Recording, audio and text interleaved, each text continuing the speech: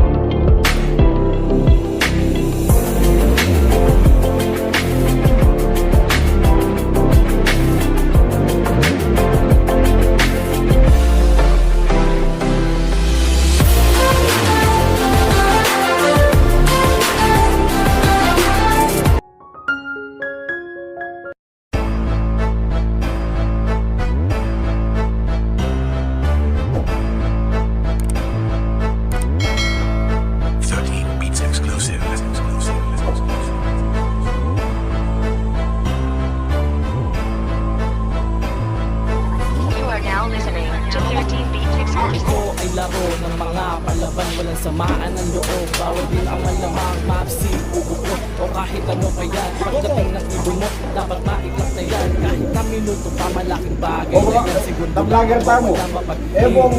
Halo-halong emosyon ng nararamdaman.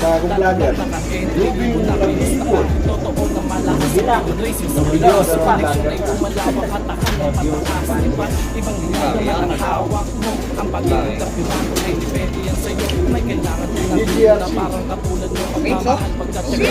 Second day ako, lima na to. Aliway mo sabi eh. Liwa.